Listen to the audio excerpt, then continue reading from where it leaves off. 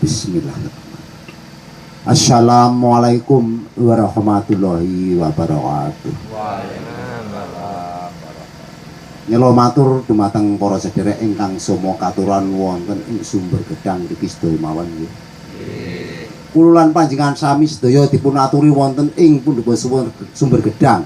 Sepindah disuni sapa ndonga kaping kalih kenseni anggenipun Pak Masak Kronis sedaya menika gelar kawilujengan paulutuning bumi asasarine toya asasarine bumi. Sejo kaniatane Pak Mat Thohir sak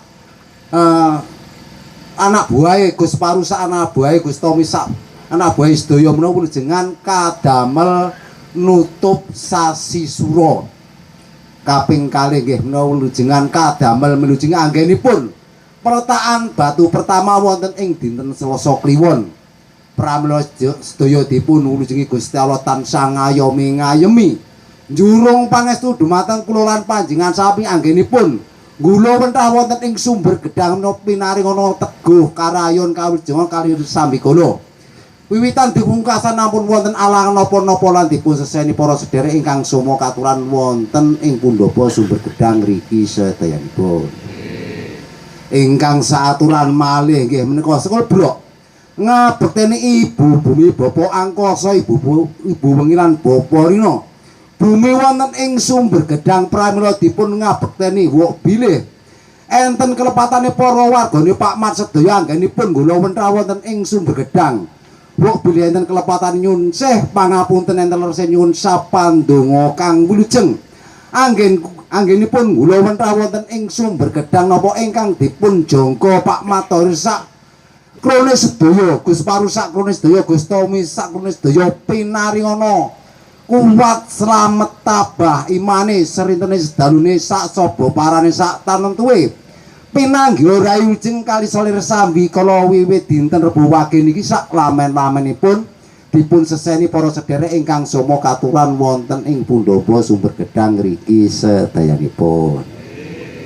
Ingkang saaturan malih nggih wilujengan kapara-para caos budi dumateng Sri Sanak Danyang Cikal Bakal ingkang totor mesa wonten ing Sumber Gedang utawi Mbah Purwa ingkang ndarbeki wonten ing alas Purwa pramila sedaya dipun sumurupi nggih disuni sapandonga kang wilujengan anggenipun Pak Mat Thohir sak Kronis sedaya Gus Parusak Kronis sedaya Gus Tomi sak Kronis sedaya anggenipun gula wentah wonten ing Sumber Gedang.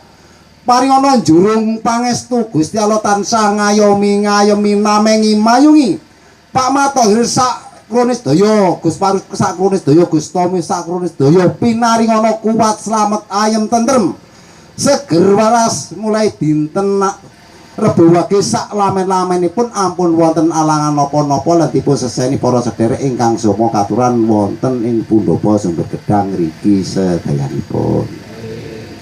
Ingkang saaturan malih nggih mulujan kapara-para kadamel tulak balak anggenipun penutupan sasi sura pramila dipun tulak wonten ing dinten Rebo Wage menika bebaya saking kidul bali mangidul bebaya saking wetan bali mangetan bebaya saking ler bali mangaler bebaya saking kilen bali mangilan bebaya saking dhuwur bali mandhuwur bebaya saking ngandhap bali mangandhap bebaya wonten ing tengah menika lebur saking kersane Allah ing dalu menika Gusti Allah tansah njurung pangestu dumateng kula panjenengan sami anggenipun gula wentah wonten ing Sumber Gedang pinaringana kuat slamet seger waras ayem tentrem guyub rukun wiwitan dipungkasan ampun wonten alangan napa-napa lan dipun seseni para sedherek ingkang sama katuran wonten Pundhapa Sumber Gedang ngriki sedayanipun. Ingkang saaturan malih nggih menika Pak Mat Thohir sak Kronis sedaya Gus Parusak Kronis sedaya lan Gus Tomi sak Kronis sedaya nggih menawi jenengan kapara-para menika kadamel caos bukti ngedalaken sekol suci lamsari kadamel caos dumateng Kanjeng Nabi Muhammad sak garwa putra kabat sekawan Abu Bakar Umar Utsman lan Sayyidina Ali pramila dipun ngabekten disuni sapandonga kang wilujeng anggenipun Pak Mat Thohir sak Kronis sedaya Gus Parusak Kronis sedaya Gus Tomi sak Kronis sedaya anggenipun gula wentah wonten ing Sumber Gedang Gusti Allah tansah njurung pangestu Dumateng Pak Mat sakrone sedaya pinaringana kuat slamet ayem tentrem seger waras guyub rukun serinten sedalune ngajeng sapangingipun ampun wonten alangan napa-napa lan dipun seseni para sedherek ingkang somo katuran wonten ing Sumber Gedang riki sedayanipun. Ingkang saaturan malih nggih menika Pak Matohir nggih menika sakrone sedaya ngedalaken sega golong ngabekteni dinten 7 pasaran 5 wuku 3 dosa sasi 12 Windus kawan Jati Ngarang Naga taun ingkang lenggah wonten ing dinten Rebo Wage pramila Rebo Wage tebih dipurantos celak kadamel gelar kalujengan sepindah kadamel melujengi anggenipun nutup sasi sura kaping kalih nggih menawi lujengan menika kadamel ngletakaken batu pertama wonten ing dinten Selasa Kliwon pramila sedaya dipun lujengi dipun sumurupi Gusti Allah tansah ngayemi namengi mayungi dumateng Pak Matohir sakrone sedaya lan Gus Paru sakrone sedaya Gus Tomi sakrone sedaya pinaringana teguh kawiyanan teguh karayon kawujeng kali solir sambikala wiwit dinten Rebo Wage niki sak lamen-lamenipun ampun wonten alangan napa-napa lan dipun seseni para sedherek ingkang somo katuran wonten Pundhapa Sumber Gedang mriki sedayanipun.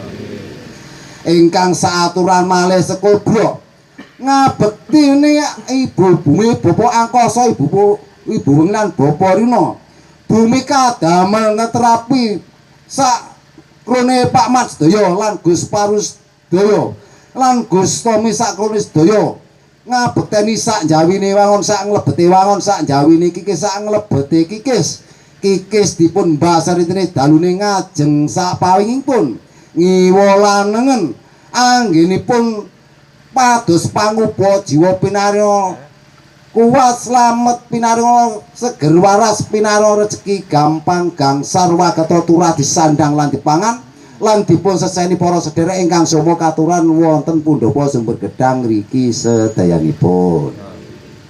Ingkang saaturan malih nggih menika Pak Matohir sakrone sedaya Gus Paru sakrone sedaya Gus Tomi sakrone sedaya ngabekteni empu bumi Banyuwangen Bagendo alias Bagendo Kidir ingkang tata rumsa toya lan daratan wuk bilihan kelepatane sakrone Pak Mat sedaya lan Gus Tomi sedaya lan Gus Paru sedaya anggenipun sabawana pados oboramene gelar kawilujengan yen lepat kula suwunaken sih pangapura yen leres kula suwunaken sapandonga asal dening Gusti Allah kasesenana para sedherek ingkang somo katuran wonten Pundhapa Sumber Gedang riki sedayanipun. Kula kinten sampun cekap anggen kula ngikralken wuk bilih enten kekirangane Gusti Allah maringi jangkepi kasesenana para nabi para wali lan lumangsari para sedherek ingkang somo katuran wonten Pundhapa Sumber Gedang riki sedayanipun. Kula aturi njurung amin sedaya mawon nggih sak saged kula niki.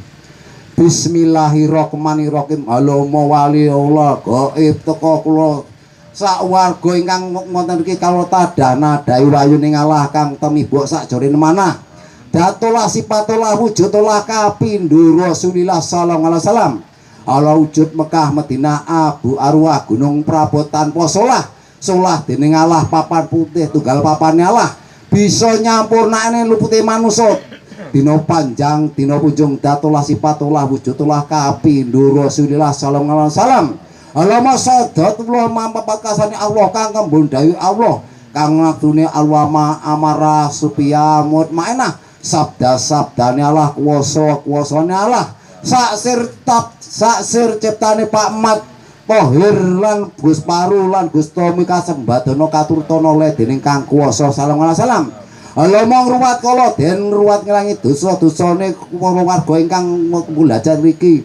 Ilang murca uripe para warga ingkang kembulajan iki karya mula le dening kang kuwasa sallallahu alaihi wasallam. Allahumma gendrayana sumber agung paring mulya. Ijo raya kaya sanggar waringin. Sak grupe wonten mriki sedaya adus banyu rasa seger sumyah dadi cahya le dene kang kuwasa sallallahu alaihi wasallam. Allahumma donga nur cahya-cahyane wonten iki sedaya cahyane Muhammad gilang gumilang madangi jagate para warga wonten mriki padang gumilang sinorotan dening Allah. Rohila ispitu kang alim uripe ingkang wonten mriki sedaya Nabi Muhammad den puji dadan pegat donya temekane akhirat sallallahu alaihi wasallam. Alama klintang pagere para warga wonten iki pagere watu segara gunung. Sapa semi diala sida bingung. Lingu kaya entung maju kesandha mundur sesripung gejiret atinya bingung sing bingungake kang kuwasa sallallahu alaihi wasallam. Alama kul hu benana panca baya saka lor ireng rupane tinulak bali mangalor raja iman ngalor salam.